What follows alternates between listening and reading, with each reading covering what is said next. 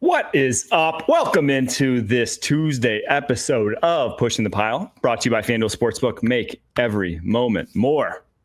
Some somber news. Maybe not somber, actually, coming out of Chicago this morning. It's like a Band-Aid on a bullet hole. Shane Waldron out as OC. So they're fixed, right? This is it. They're going to make the playoffs now, right?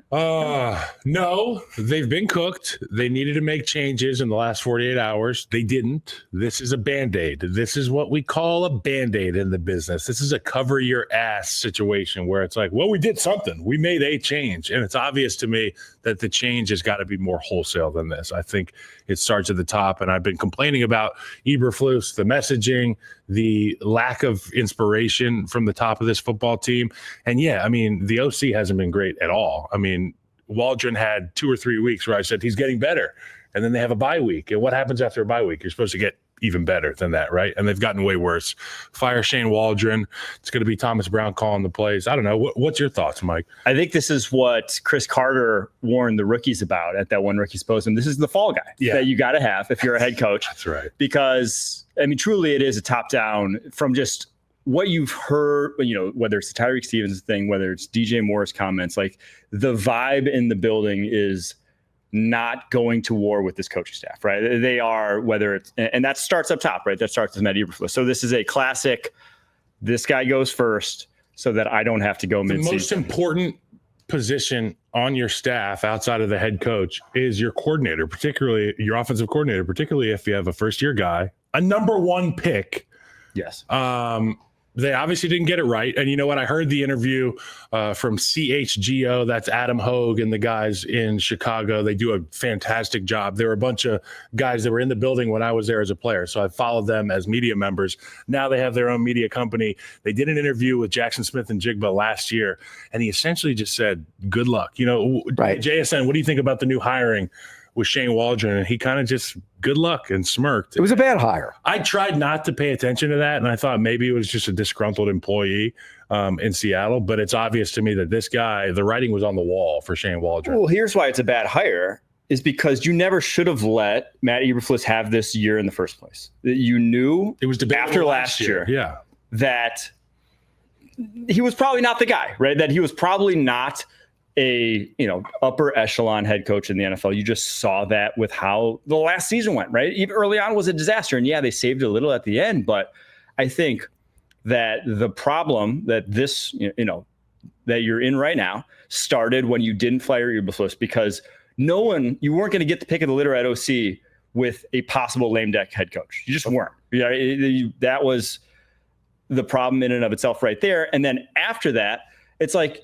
you had the number one overall pick. You could have had a lot of people would have been banging down your door to go and get the chance to coach Caleb Williams and get to rein in this team with Cliff a great Kingsbury defense and the receivers that they have. Name. Man, I do think that Jim Harbaugh. But okay, this started well before. This is Eberflus taking it off himself, and now we know he's going now. But let's get to the elephant in the room. The quarterback is also part of the problem right now. Yeah. Okay, the offense isn't good. The design isn't very good. Keenan Allen can't run at all, by the way. That was a horrible decision. Mooney is 10 times better than Keenan Allen. They should have kept him. But let's go back Let's go back to the quarterback and the quarterback. This guy holds the ball, and when he isn't holding the ball, he's getting hit because he lowers his eye level. He starts looking for escape routes immediately. This isn't USC. That's part of the problem. Well, you had to know going in. I think if you objectively evaluated Caleb Williams, you said to yourself, he needs development. He's incredible physical talent. That's why he goes number one overall, because one of the best we've ever seen from a arm talent perspective, from a mobility, like all that put together, truly an elite specimen at the position.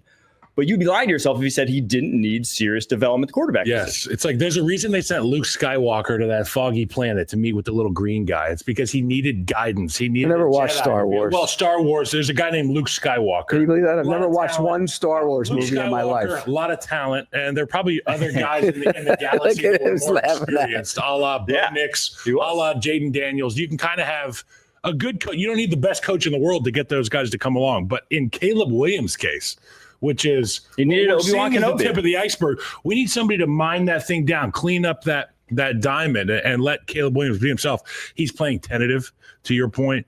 His eye level is dropping at the first sense of, my first read is an open paralysis, seemingly. 9 sacks last week. Tries to hit the home run, won't take a single when it is there. Missing I mean, throws. there's so many things that he's doing wrong. And the development is part of it. Development is part of it, but there has to be concern about him as well. There has to be. There is. And it's why I go back again to the offseason. If you would have hired a new coach to put a 3-year plan in place to develop Caleb Williams, saying, we don't just because when you're evaluating him, he was a project. Like he had issues that you're now seeing. Mike, which coach gets 3 years to develop anymore? If you would have had a Jim Harbaugh, if you would have had a Ben Johnson, you would have had 3 years to develop. And even just having someone who has a long-term vision, more than 1 year, because Eberflus right now has a 1-year vision. Correct. He had to win this year or else he's not going to succeed. So you're doing everything you can to get him ready. When you saw it week 1, he wasn't ready to play week 1. Like you saw it very early on in the season, he was not ready. If you would have given him the Drake May path that we saw, 6 games, 7 games to really just get acclimated. I don't think so. I'm not sure it's different, but I do think that what they did to him, what they've done to him, has not fixed any of his worries. In fact, it may have even grown them in the ways that he's not getting past his first read, the way he's Who's making decisions in that building, Pete? Oh, you think? Yeah, I know where you think it is. You think it's Warren making the decision. I think I have a fear that at Kevin this Warren's, stage you think of Kevin Warren's McCaskey's career as an owner of the team, you think Kevin Warren's they bring a guy like Kevin Warren in to make these decisions. I'm curious as to why they didn't write a blank check for Jim Harbaugh or bring a guy in like Cliff Kingsbury, who's been with this quarterback before. And Jim Harbaugh would have got. I mean, he played there. I mean, it makes perfect sense for him. It makes too much damn sense. That was a bad. That's a decision they made, and that's a whole aside to this whole thing. As far as the quarterback development, look, when Drake May's on the field, he makes his people around him better. Yeah. Demario Douglas is better because of Drake May. I mean, do you see Caleb Williams making his people better?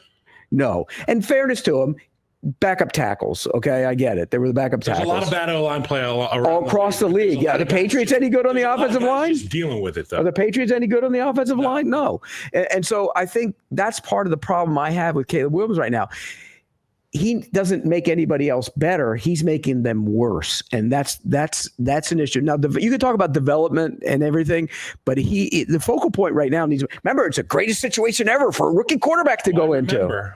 You remember? I remember. I you know what? I'm not an OC, but if I was, I would just tell him, go sling that thing around. Go have some fun. F it. Like there were some days where I couldn't figure out exactly how to get a guy blocked, and I would just have to go to the sideline and say, F it, go shoot your shot, man. Good things will happen. Sure, there will be bad things happening. I would rather have Caleb go out, throw 3 touchdowns, 2 interceptions than get sacked 9 times.